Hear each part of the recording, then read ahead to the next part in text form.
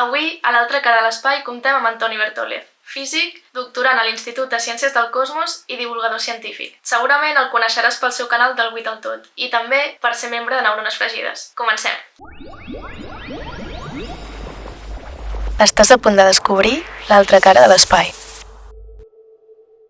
Doncs gràcies per acceptar participar en aquest espai. La idea és que ens deixem anar i que intentem ser el més informats possibles. Perfecte. Ens sembla una idea superxula i jo endavant Està guai. a tirar-la endavant. Vale. I una mica per començar i trencar el gel et volia preguntar qui és el Toni més enllà de tot el que fas. Crisi. La pregunta és també me la fa la meva psicòloga i és dura.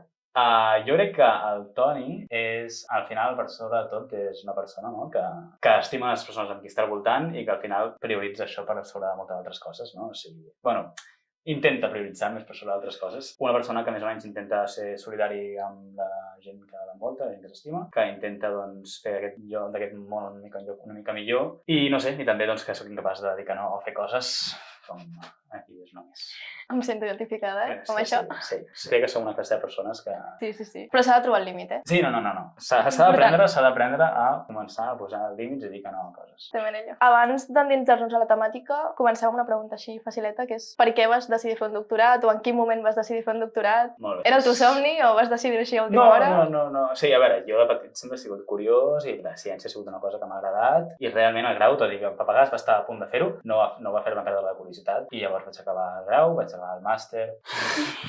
Sorprenentment encara amb una mica de ganes de més i vaig tenir sobretot sort de dir doncs mira, hi ha aquest investigador que ara mateix fa un tema que m'interessa, que és una persona amb qui ens podem venir, que realment ha sigut així. I llavors va ser un cúmul de circumstàncies que va ser, realment tinc aquesta inquietud per fer-ho. La idea d'estar 4 o 5 anys investigant em semblava interessant, m'agradava. Tenia un grup i unes persones amb qui em sentia còmode fent-ho i vaig dir, també vaig tenir la sort de poder tenir finançament per fer-ho i la resta és història. I ja coneixies a gent que hagués fet un doctorat? Això et va ajudar, no et va ajudar? O vas anar una mica així a cegues, a dir, anem a provar, a veure què tal? Doncs la idea és que no em coneixia gaire. Sí, ara mateix no, sí que em coneixia, però tampoc recordo com fent molta recerca, com potser estic fent ara, no? De què implica fer un doctorat i tal. Era més, no sé, jo crec que tenia les ganes de fer aquesta investigació, sense tampoc pensant molt en, 4 anys són molts anys investigant una sola cosa. Tampoc tenia aquesta mentalitat i sí, senzillament tenia el neguit i vaig seguir-lo. I llavors explica'ns sobre què estàs fent el doctorat. Jo, de formació, soc més aviat físic de partícules. Llavors, això vol dir que estudio coses petites. I en concret, jo estudio unes partícules de model estàndard que s'anomenen els neutrins. Els neutrins, que són com els neutrons, però més neutrins, llavors més protonets. I llavors són partícules que són bastant poc conegudes, bàsicament perquè interactuen molt poc amb la matèria, és a dir, creuen tota la matèria, creuen el planeta d'una punta a l'altra tranquil·lament, creuen el nostre cos tota l'estona. I llavors són partícules que, com poden interactuar molt poc, també és molt complicat detectar-les, mesurar-les en experiments. Llavors, per conseqüència d'això, sabem molt poques coses, sabem coses, però en sabem poques, relativament. I una de les coses que hem descobert fa poc és que tenen massa, quan pensàvem que eren partícules que no eren massives. I llavors això és una cosa que ha trencat totalment amb l'estàndard i que ens ha empès a intentar entendre, primer, mesurar aquesta massa i segon, entendre per què tenen aquesta massa i com segueixen. Tot això amb moltes mogudes teòriques. I per què vas triar aquest tema i no un altre? A mi m'agradava perquè al final és un tema que és física, que intentes explorar coses noves fonamentals, és a dir, d'aquesta feta de la matèria amb coses que potser encara no hem descobert, però tot i així utilitzes un fet, que és aquests neutrins que tenen massa, que ja saps que tota la comunitat està convençuda i sabem perfectament què passa així, no? Llavors és una manera de tampoc flipar-te molt i mantenir els... A veure, si li digués a una persona del carrer estic mantenint els peus a terra, em diria què estàs fent a la teva vida, però científicament parlant és una manera d'estar sempre en contacte una mica amb la realitat. I a mi m'agradava això de poder estudiar també dades d'experiments i intentar compaginar una mica amb teoria. Llavors és una mica el pont entre la teoria i l'experiment i llavors és com que m'agrada estar en aquest pont, saps? Com tendir ponts entre uns i altres. És interessant. I els experiments, explica'ns una mica què suposa per tu un experiment. A què et refereixes quan dius la paraula experiment? Clar, el problema és que els experiments de neutrins són experiments que són molt complicats de fer, llavors necessites experiments molt grans i això implica, per exemple, tenir un cub de gel d'1 quilòmetre cúbic d'aigua enterrat a l'Antàrtida, on allà passin neutrins i quan passi un el detectis d'un de cada 1.000 milions de milions. Llavors, clar, aquests experiments són experiments que requereixen molta gent, molts diners, però que alhora també fan públiques les seves dades i llavors nosaltres agafem amb aquestes dades que ells fan públiques, perquè hi ha un experiment de neutrins, no puc fer-lo, i llavors amb aquestes dades aleshores intentem, doncs, vale, què ens estan dient aquestes dades sobre els models teòrics que intenten explicar X coses, jo què sé, la massa dels neutrins, la matèria fosca. Llavors, això és un pont entre les dades que ens donen els grans experiments amb els models que intenten explicar-los. Sí, és tècnica. Sí, té tela. I tenint en compte que aquesta secció és l'altra cara de l'espai, com ho lliguem això a l'espai? Hi ha algun tipus de relació amb la cosmologia, l'astrofísica? Sí, molta. Clar, el que passa és que els neutrins són un tipus de partícules que són bastant complicades d'estudiar a la Terra. O sigui, podem estudiar-les, però tenim certes limitacions a nivell de, jo què sé, del tipus de neutrins que podem produir, de l'energia que els hi podem donar, de moltes coses diferents. I llavors, el bo és que l'observació, el fet de poder veure l'espai i l'univers, també ens ajuda a tenir molta informació sobre aquestes partícules. Això jo ho he fet en aquesta tesi, ho he fet en dos vessants. Ho he fet des de l'astrofísica, que és agafar, doncs, objectes, o sigui, jo què sé, nuclis de galàxies actius, supernoves, coses supertotxes, no?, de l'univers, i estudiar els neutrins que ens envien. I a partir d'això, intentar entendre propietats dels neutrins, no? Aquests neutrins que al final tenen una energia que aquí a la Terra no podríem fer amb res. Això per una banda. Llavors, els neutrins, realment, l'astrofísica de neutrins és un camp que té potser 10 anys de vida, però que està revolucionant la manera com entenem l'astrofísica d'altes energies, dels objectes més totxos de l'estudi. I també els neutrins el que tenen és que, com tenen una massa molt més petita que la resta de partícules, el que fa és que tenen un efecte en l'univers que és molt distintiu del que fan, doncs, jo què sé, els electrons, els protons, els neutrons i tota la resta de partícules. Llavors, aquest efecte tan distintiu el que fa és modificar, estic dient una miqueta com coses modèsties, però si algú escolta això està rebentant el cap. Això, aquests neutrins, la seva massa, modifica com s'expandeix l'univers. És a dir, per exemple, doncs, quants anys té l'univers avui en dia, o doncs, com es formen les galàxies, etc. Moltes coses. I llavors la idea és que, estudiant aquest univers, a priori tu també pots tenir informació sobre la massa d'aquests neutrins. Llavors és una cosa bonica perquè la física del més petit, no?, està molt relacionada amb la física del més gran. I aprens moltes coses diferents. Sí, són temes xulos. Està molt bé. I està bé perquè et vas movent també una mica, no et quedes només amb una temàtica. Sí, jo realment, una de les coses molt bones del doctorat és que realment he pogut aprendre moltes coses diferents i m'han donat molta llibertat per no tancar-me en un sol tema molt, no? Sinó realment dintre del món dels neutrins, que ja és bastant específic, però explorar moltes coses diferents. I això és una cosa que jo, que soc una persona curiosa, doncs em satisfà. Qui ho diria? Bueno, jo ara empataré el guió una altra vegada. Perfecte, ja portes fent dues preguntes. Anem bé, no passa res.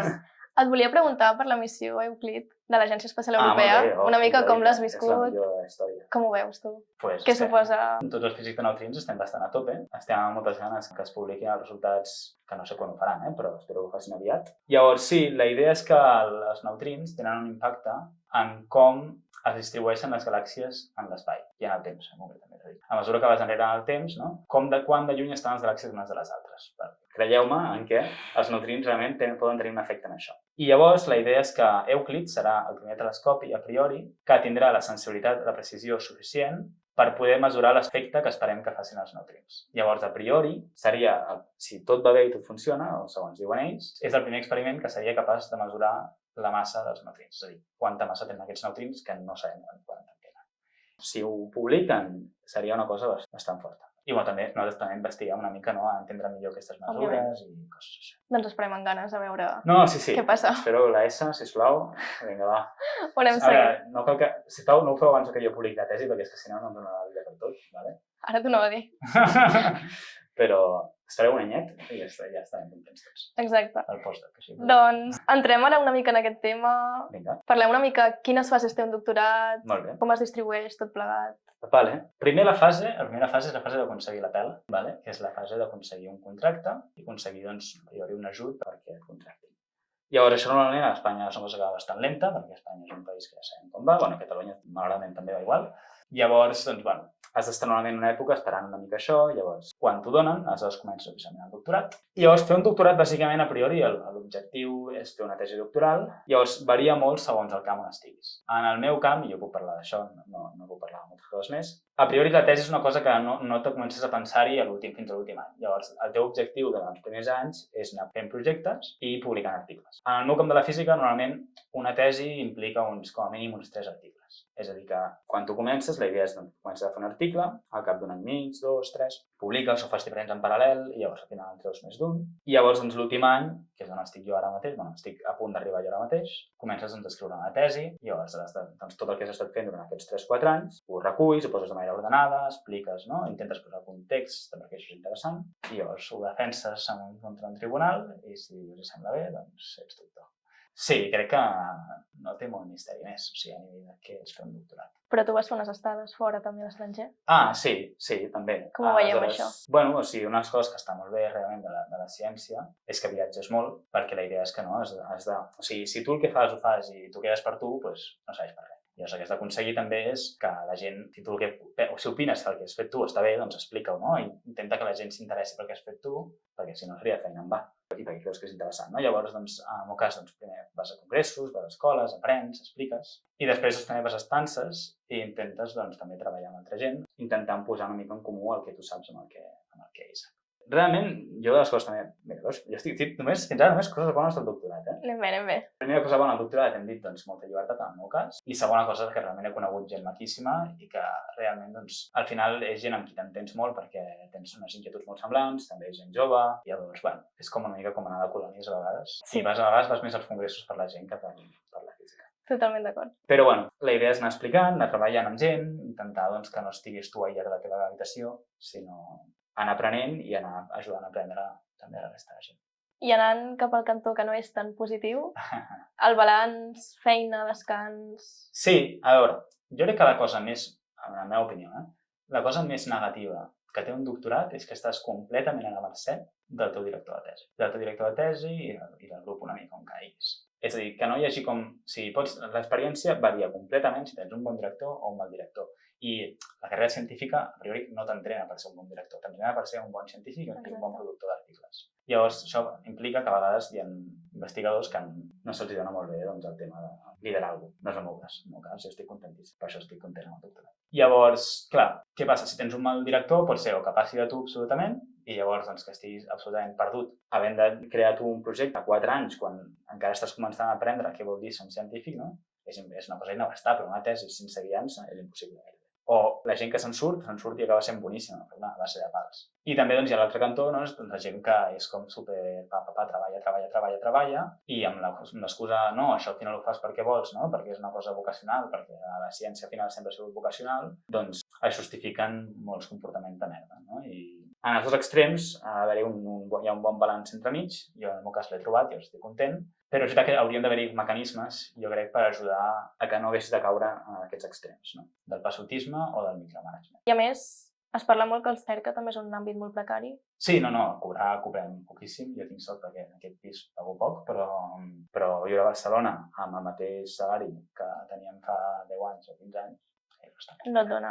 No dona molt, no estalvies molt, és veritat. Al final es sustenta per aquesta vocació, no? Perquè realment hi ha gent que té ganes de fer-ho, perquè realment la ciència els motiva, no? I perquè no els hi fa res, no? Que es pagui poc, no? Però clar, això, mira, per doctorats potser encara aguantes, no? Quan realment vols atreure talent o quan realment vols competir, no? Es nota moltíssim quan hi ha pressupost i no n'hi ha.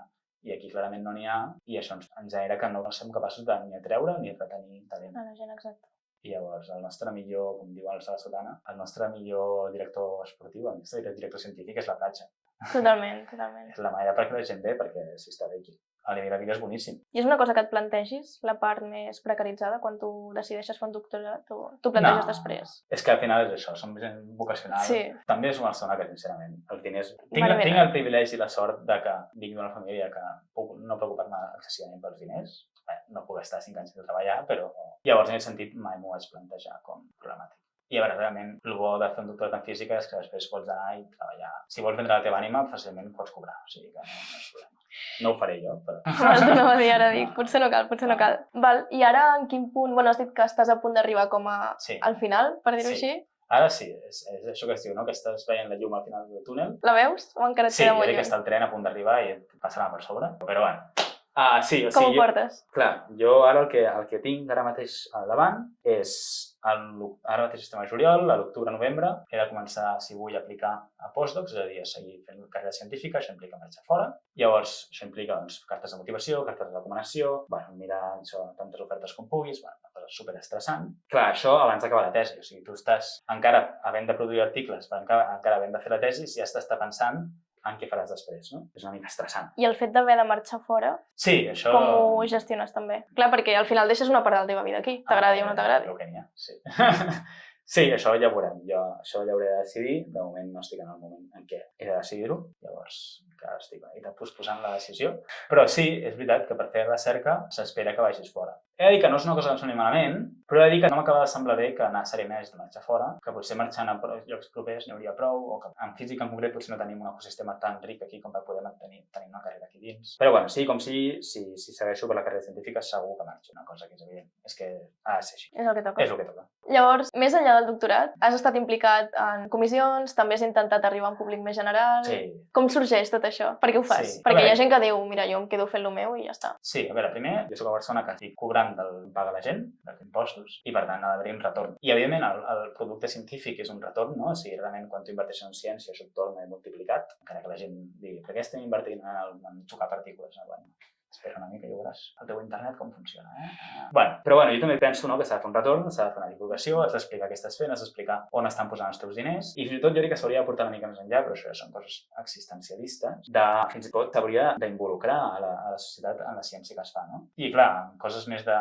ciència ciutadana o biologia i tal és més fàcil, en física de partícules. Costa més, m'agradaria algun dia saber com fer-ho. Però bueno, sí, soc una persona també que soc incapaç de dir que no i també que intenta fer del lloc on està un lloc millor i això implica estar muntant coses de divulgació, muntant coses de diversitat, igualtat i equitat, muntant coses de comunitat. Xerrades vàries, també. Xerrades diverses. Sí, també hi ha el problema que quan comences a fer coses, llavors destaques una mica i la gent, però també has d'aprendre a delegar i això també és una cosa que ara aquest any em toca fer i estic moltes ganes de fer-ho. Ben fet. I això, i la divulgació és una cosa que trobo que és, a més, molt agraïda. És com, quan fas ciència, els teus gràfics no ens somriuen. Normalment t'estan dient, sí. Això no funciona, tio. Normalment passa això. L'has cagat, moltes vegades. En canvi, un nen o un avi... Sí, et fan preguntes realment molt interessants, Sí. Són xules. Mira, això no hi he pensat. Sí, després penses, ostres, ara com responc això sense ficar-me en un jardí. A vegades se't va una mica la olla. Però bueno, no passa res. Forma part de la gràcia. Totalment. I llavors, diguem que per aquesta vessant és quan neix del 8 al tot? Sí. De fet, del 8 al tot, no. És una cosa que la gent que sap el molt lore ho sap millor, però no és el meu primer projecte. Va ser un projecte molt petit que es deia a microescala. Era més de poètic i tal. I llavors, vaig provar cosetes, vaig provar monòlegs de ciència, vaig provar coses de divulgació i més o menys veia que m'agradava, o sigui, m'agrada explicar una mica el que faig i és una cosa divertida. I llavors, de 8 a tot va arribar un moment que havia acabat el màster, estava sense feina, estava esperant les beques, em quedava mínim un any per començar, i llavors vaig dir, em llenço aquí. Realment vaig veure que era una cosa que no... Sí, vaig veure, ja feia temps que ho pensava, que no hi havia gaire gent explicant en ciència en català a les xarxes, hi havia la Mariona, la Dimònia Maxwell, hi havia la Sèrie també una mica, però no hi havia molta gent fent vídeos, com amb una estratègia com super multixarxa, com a tope disseny i tal. I vaig dir, és una cosa que em motiva i crec que fa falta. I vaig tenir bona rebuda. Va estar bé. Va ser un projecte guai, és un projecte guai, tot i que ara pobre tinc una mica abandonat. A poc a poc. Ara mateix tinc una tesi doctoral. Però a poc a poc, sí. De fet, m'agrada molt el teu vídeo de presentació a YouTube, perquè li dones molta èmfasi al tema del català. Sí. Que normalment quan tu vas a buscar canals de divulgació et trobes canals en anglès, en castellà també, Déu-n'hi-do, però en català tampoc era una cosa que fa uns anys hi hagués com un gruix important. Sí, és una cosa que també crec que he evolucionat i també ha evolucionat una mica el sector. Sí, crec que al principi hi havia com una mica de dir, faig això perquè algú ho ha de fer en català i per què ho fas en català? Doncs per aquests motius, per motius culturals, socials, etc. I ara ja és un punt en què ja no em vull justificar per què ho faig en català, i és senzillament, faig en català perquè és la meva llengua, perquè m'ho passo bé, sé el que implica, sé d'on ve, però a vegades tampoc no vull dir, mira'm perquè ho faig en català, Òbviament. Mira'm perquè, perquè t'agrada el que t'he explicat, perquè t'agrada el meu contingut, etc. I és normalitzar que el català també és una llengua vàlida per fer qualsevol tipus de contingut. Que no hem d'estar ja plorant tot el dia per... Totalment d'acord. Vale, i llavors estàs a diferents xarxes socials, a bastantes. Sí. Instagram, TikTok, YouTube i Twitter, X. Com gestiones el fet de crear una mica contingut adaptat, entre cometes, a les diferents plataformes? O per què vas decidir ficar-te a tantes xarxes? O ha sigut alguna que has fet de manera improvisada? No, el meu objectiu inicial era estar a YouTube com a troncal i llavors el problema és que a YouTube tinc la sensació que l'algoritme en català potser no et recomana molt o costa començar, I en canvi potser Twitter o potser Instagram és més fàcil compartir, és més fàcil arribar a més gent. Llavors, justament crec que era una de les mancances que hi havia més en el panorama divulgatiu, sigui la Mariona, sigui Sèrie, sigui altra gent, que la Mariona tenia un canal xulíssim, però, per exemple, jo veia que la gent no hi arribava allà, Llavors volia intentar, també tenir un Twitter, tenir un Instagram, per poder portar la gent, I llavors, clar, implicava, fer fils de Twitter, implicava fer posts d'Instagram. Clar, al final has de trobar el balanç, entre portar la gent i alhora no diversificar massa, per tant, saber, vale, jo què ofereixo, no? Jo què soc? No sé masses coses i alhora doncs tampoc no dispersar la teva audiència. Exacte. I que també et doni la vida a fer altres coses, òbviament. I TikTok estic més que res per inèrcia, sí, per inèrcia social. Encara, sí, jo solament, ara mateix no sé què faré amb aquest canal. La meva idea seria mantenir-lo, però no sé en quin format, no sé per on tiraré. A mi m'agrada més el format YouTube, però és veritat que no té tanta sortida com el format TikTok. Bueno, quan acabi la tesi. Has de prendre moltes decisions, eh? Sí, aquesta no és la meva prioritat. Com no em dona diners, òbviament. No és la meva prioritat. És el que hi ha, és el que hi ha.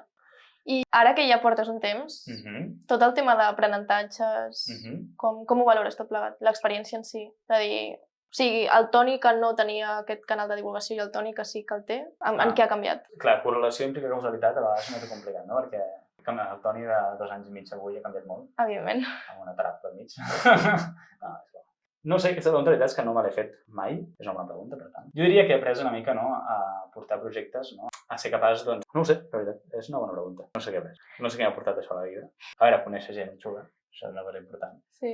A fer xarxa, una cosa important. M'he donat, no?, dels reptes. Sí, jo he après moltes coses de divulgació, de com estar sense la societat. He après moltes coses de la ciència que he explicat i de les coses socials que he explicat relacionades amb la ciència. O sigui, he après molt del contingut que he explicat, perquè jo crec que fins que no l'expliques no l'entens del tot, no? Però bueno, també he après molt de què implica, no?, tenir un canal de creació de contingut, no?, i les dificultats, els reptes que importen... Bueno, la feina que hi ha al darrere, també. La feina que hi ha al darrere. Que no ho sembla i no fas així. No, està bé. I més quan estàs explicant alguna cosa científica, que ha d'haver un rigor darrere... Sí, jo no sóc com la Juliana, que puc posar-me la càmera aquí i començar a explicar el que m'ha cap, com a vegades ho faig. S'ha de vigilar. S'ha de vigilar. Sí, que si no la comunitat científica se't tira el coll. Sí, això. Sí, els tios són bastant quisquillos. Està bé, ja està igual. És important, això, també. Sí, jo la crítica em costa, però és molt necessària. I a partir d'aquí, ara has parlat també de fer xarxa anexa amb altra gent. Com arribes des d'aquí a Neurones Fregides? Bueno, Neurones Fregides va néixer d'un DM de Twitter. Crec que ens van ficar en un grup, no sé, va ser els de Ciència Oberta, la Dimoni, i jo crec que el Ferran de Parlem de Ciència, i potser la Sèrie també, no sé, va. I llavors vam dir, ei, i per què no fem alguna cosa, rotllo, per generar la comunitat i tal, per tenir algun espai on poder parlar una mica de les coses i tal. I va començar com una cosa molt petita, llavors vam anar afegint gent, vam afegir la Cristina, la Diu Bio, vam afegir la Núria, vam afegir la Quarta Llei, a Ciència Periòdica també en el seu moment, si deixo algú, espero que em disculpi. I llavors, bueno, a poc això es va anar fent més gran, a poc ens vam anar valentonant i vam dir, bueno, doncs va, anem a ficar un nom, anem a ficar un nom guapo, anem a ficar un logo xulo, anem a fer un manifest, anem a fer una nota de premsa, anem a fer un vídeo presentacional i tal. Anem a fer, bueno, una campanya de xarxes. Sí, ens vam animar, també estàvem avorrits. Era l'època de la pandèmia, tot virtual. I, bueno, al final, la cosa que havia de ser una cosa petita i havia de ser només com una mena d'altaveu per ajudar-nos a difondre'ns i arribar als nostres respectius audiències, doncs va acabar sent una cosa que ens va menjar patates a tots. Però, bueno, va ser molt, molt bonic, molt benvinguda. Bueno, he estat mirant una entrevista que li van fer, crec que al Quim, no estic segura ara, espero que em disculpi si m'equivoco, però ell deia que comenceu a parlar de fer Neurones Fregides cap al novembre del 2020 i que passen uns 8 mesos més o menys, fins al juliol més o menys, quan publiqueu el manifest i tot plegat, i ell deia que més en aquell moment hi havia molta gent fora que estan fent Erasmus i coses. Sí, tot s'ha fet online. Jo crec que ens vam veure per primer cop el dia abans o el dia després de presentar-ho. Home, hauria de ser curiós també, no? Sí, era una època, no?, en què tots estàvem molt acostumats tots a la virtualitat, no?, i a fer coses per Zoom i tal, i, bueno, va ser divertit després veure'ns. Però, bueno, ja està, una experiència molt bonica. I ara que hem parlat dels inicis de Neurones, com ha anat evolucionant el projecte? Heu fet diferents projectes? Clar, sí, no, hem fet diferents projectes. Al principi vam començar a tope, vam demanar diners a la Fundació Catalana per a la Recerca d'Innovació, ens van donar, gràcies per això. Vam fer una sèrie de teles rodones que, en la meva opinió, va ser molt xula, però és veritat que va ser un esforç molt bèstia. Vam aprendre molt, sobretot de valorar la nostra feina i d'adonar-nos de realment el nivell de treball que implica les coses i de quan vols muntar un projecte. Bueno, tot el que necessites, no?, i tot el que s'ha de demanar per fer-lo. I, bueno, doncs vam fer aquest dissecció de la ciència, després ens vam contactar pel llibre, que va ser una cosa més coordinada, més poca feina per cada persona, a més ben repartida també. Aquests són, han sigut aquests dos grans projectes de Neurones Fregides, aviat potser un tercer. Però, bueno, la idea, no?, al final és que el problema és que, clar, Neurones Fregides sempre ha intentat ser, no?, un altaveu i l'important és els projectes que el conformen, l'important és que els projectes que hi viuen, no?, puguin fer el seu contingut igualment, no?, i puguin viure. Llavors, és un balanç molt complicat. Jo sempre he intentat tirar, no?, també, doncs, bueno, soc un motivat i, no?, intentem que Neurones realment també, doncs, tingui un múscul i que realment això ens ajudi, no?, a arribar a més gent, perquè al final la unió fa la suma, la força. No? Però, bueno, és veritat que alhora també el meu canal també s'ha ressentit molt. Vull dir, clarament, molts temps que he invertit en neurones no l'he invertit en fer vídeos. I bueno, jo estic content, jo la veritat no me'n penedeixo de res, però bueno, trobo que ara mateix estem en un balanç més de tranquil·litat i més que els projectes respirin i intentar ser-los útils des de neurones. Però, bueno, jo crec que estem a tope. Ens en sortim, sí. Neurones és la cosa més xula. És veritat que jo soc una dansa que està infrautilitzada, però tampoc no és, si jo tampoc la vull utilitzar, tampoc no he de fer que la gent la utilitzi, llavors potser algun dia arriba i tots li trobem la utilitat i aconseguim fer que exploti una cosa boníssima. Però de moment està allà, està superestable, està bé i endavant. I a més, crec que un dels valors afegits és que hi ha gent que es dedica a àmbits molt diferents. Sí. I això és superenriquidor, al final. Sí, jo crec que una de les coses més importants en neurones fregides jo crec que és el fet de poder tenir diferent gent, no? I ajudar-te uns als altres, no? És una xarxa de suport mútua per empantar-nos, no? I a fer que el nostre contingut millori. I jo crec que això és una cosa molt bonica i que hem aconseguit prou bé. Sí. I també aprens molt, perquè al final en aquests espais potser més informals que et passes algunes notícies, potser d'un àmbit que no és el teu i penses... I t'ho expliquen. Sisplau, que algú m'expliqui, que no entenc res de biologia. Literal, sí, ja molts violen. És xulo, la veritat.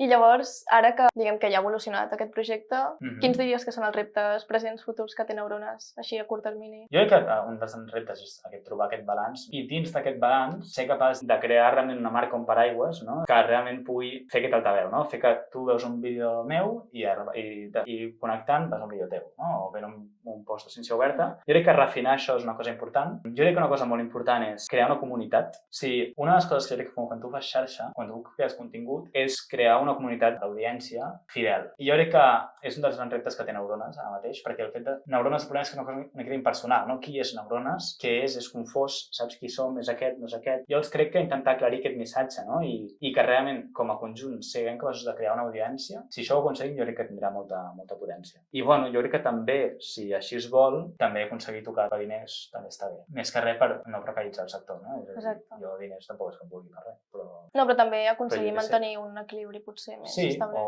Sí, o potser tenir diners per contractar un editor i que jo pugui fer vídeos més fàcilment i que em dediqui a aquest m'interessa. Sí, perquè tampoc realment aquesta feina potser no es veu, però la preparació de fer uns vídeos a vegades també és un merder. De dir, aprenc a editar, aprenc, jo què sé, temes de llum, de so... I aquest vídeo, bona sort editant-lo, Ja.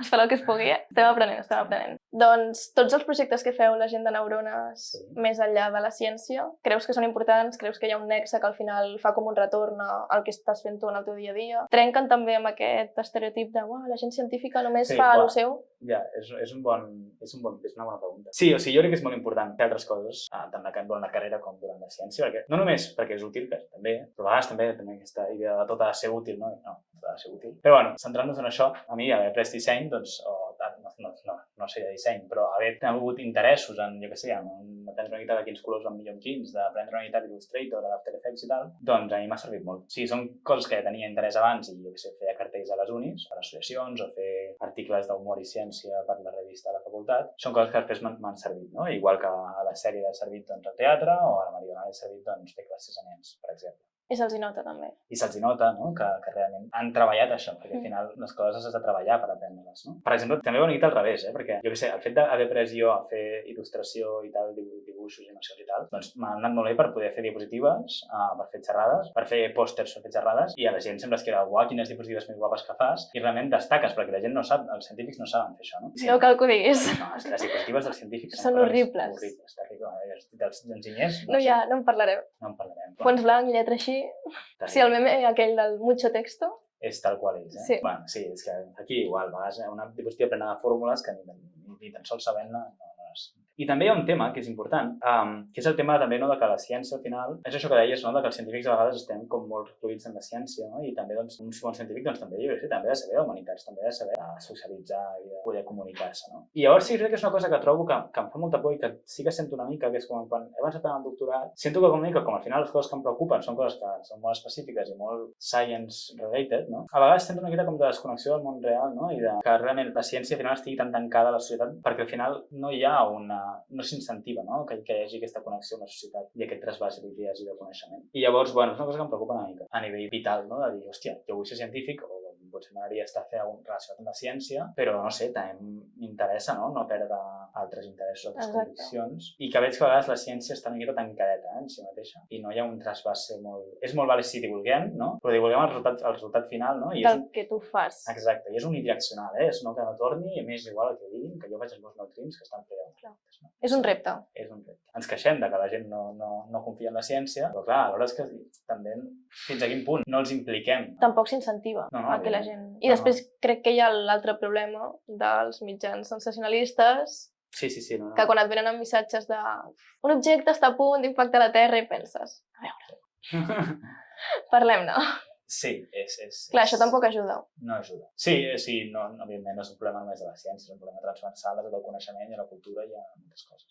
I jo crec que la divulgació, al final, hem de tenir això en compte, no? Hem de tenir aquest repte, sense infantilitzar l'audiència, sense dir-li, no, jo t'ho masco i t'ho explico i ja està, és així, no? Però alhora tampoc no tancant-se ni argumentant, jo què sé, amb conspiranoics. A veure, realment que hi hagi algú disposat ja a fer divulgació, ja diu un què, sí, vull dir, ja és un pas. I després hi ha una altra cosa que m'ha vingut al cap al meu tutor del TFG, perfecte. Perquè recordo quan l'estava fent i em deia, és molt important que també la gent que ens dediquem doncs, a això busquem la manera de buscar aquesta connexió amb el públic. I potser tens que és el primer que em ve al cap, tirant cap a casa, no? Diguem-ne. Les grans agències espacials intenten fer tota aquesta feina de màrqueting, doncs jo què sé, quan van sortir les imatges del James Webb, veies que potser gent que no tenia ni idea de ciència et anava amb el fons de pantalla d'això i s'informava. Llavors també entenc que és un repte de la comunitat sencera de mirar com implica a tothom. Sí, no, samarretes de la NASA en tot arreu, no? De la ESO no tantes. De la ESO no tantes. Però sí, també, per què no fer-ho amb neutrins, no? Per què no fer-ho amb, jo què sé, amb cèl·lules? O de mirar com ho fem, també com es fa més atractiu per les aules. Perquè potser a vegades també la ciència et pinta com una cosa supercomplicada que no tothom entén, si no és un prodigi i no és així. Això aquí estem entrant ja en debats, no? Del professorat, doncs, quina formació té, no? Ara hauríem d'acabar. Ara és un bon moment per acabar. Sí. Doncs res, moltes gràcies. A tu. Crec que ha sigut bastant xulo, hem parlat de bastantes coses. Moltíssimes. Tenia bastantes ganes de fer aquesta estona, aquesta xerrada, per dir-ho així. I res, deixaré les xarxes del Toni a la descripció perquè el pugueu seguir, però segur que el coneixeu. Molta gent et vam conèixer a través de les xarxes. Bueno, sí, és una incòmode a vegades, però... I res, doncs no sé, si feu like al vídeo i us subscriviu, doncs veureu la resta. Sí, i si no, ja sabeu, aquí estem, pregunteu qualsevol cosa. Som gent agradable. Sí, als comentaris, òbviament, deixeu les reflexions que vulgueu. Els intentarem respondre com puguem. Sí, tu. No em deixis aquest marrón que em preguntaran alguna cosa de la teva recerca i diré... Això m'ho pregunteu a mi, vale? Doncs ja estaria. Bueno, gràcies a tots. Merci.